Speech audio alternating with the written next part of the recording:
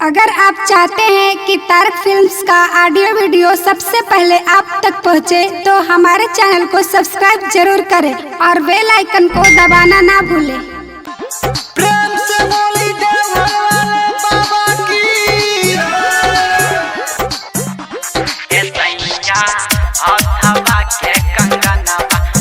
बाबा recording studio Sachin पाली गांव सूरत।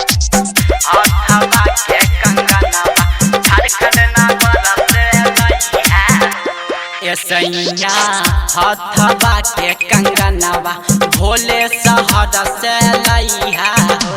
ए राजा हथवा के कंगनवा भोले शहर से लइहा हो।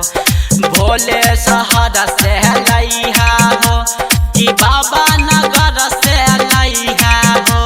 कि तोह से कहली हथवा जोड़ी कंगना जानी तो भोलैया हो। ए सैया हथवा के कंगनवा झारखंड नगर से लइहा हो।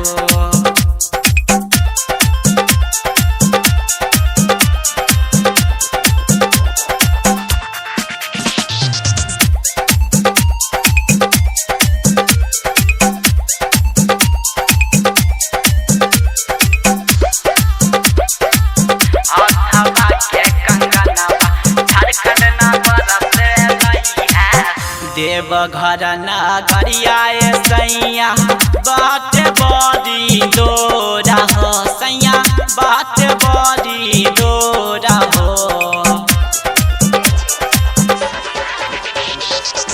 अब के नाले यही बताया गला साल मंगाई जरूर हो। सैया कंगना मंगाई जरूर हो। बोले शहर से लइहा हो कि बाबा नगर से लइहा हो। कि टोला में बाटे खातिर देवघर से प्रसादी ले अइहा हो। ए सैया हथवा के कंगनमा भोले नगर से लइहा हो।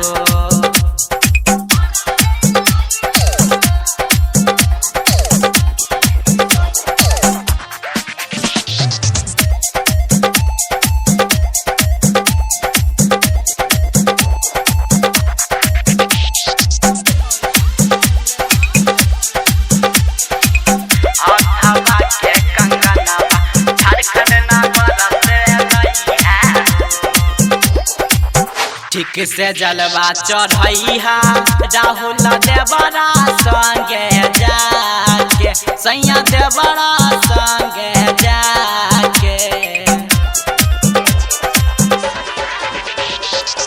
भूली न जइहा कंगनवा ले ले अइहा याद काके। सैया लइहा याद काके। भोले शहर से लइहा हो कि बाबा नगर से लइहा हो। कि पतरा पंडित से देखा के नया समाचार ले अइहा हो।